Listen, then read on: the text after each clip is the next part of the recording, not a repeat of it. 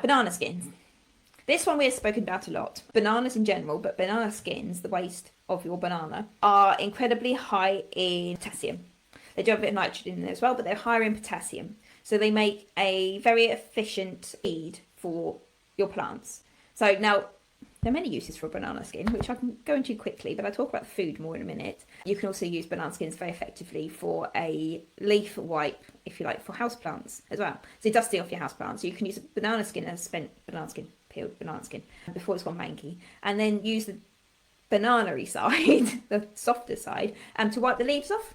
This will also leave a bit of residue behind on the leaves, which will then soak down into the leaves, and then it will give them like a high potassium foliar feed for your plants. So not only are you dusting your plants, which you should do really quite regularly, because that prevents the sunshine going through the leaves and photosynthesizing things. So you should do that, but it also feeds them.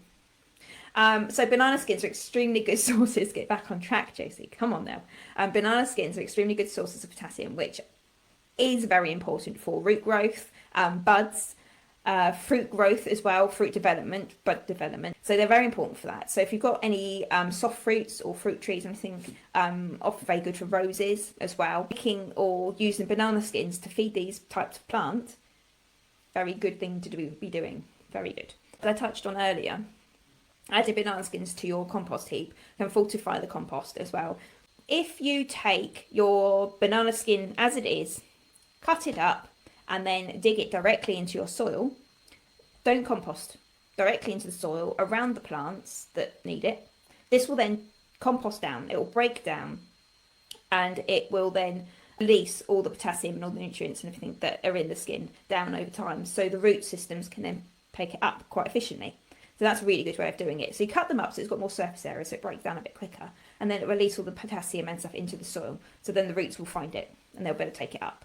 But an even easier way of doing this as well, which you've still got the skin afterwards, which is really good, is to make a banana skin liquid feed.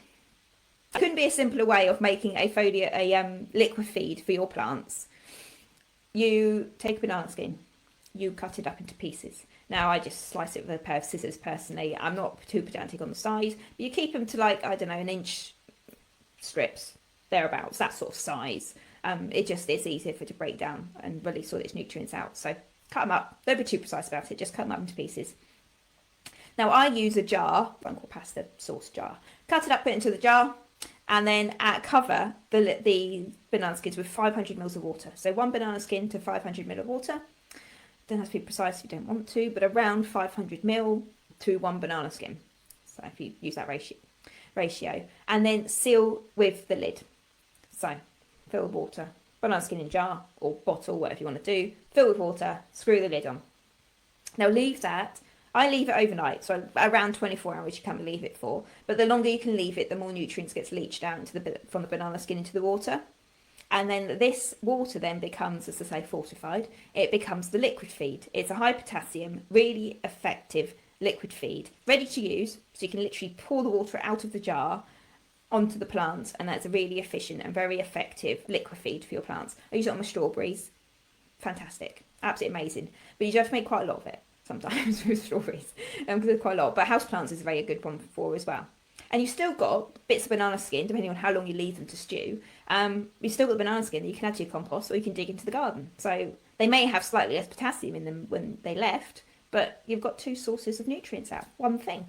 So that's banana skins. If you have got particularly black bananas, I know some people don't like to eat them when they get really black, but digging those with the banana inside into your garden is actually quite effective as well for releasing a good source of potassium into your garden as well. So don't write them off just because they've gone too black, and just put them in your compost heap, absolutely fine, but chop them up and just dig them into your garden.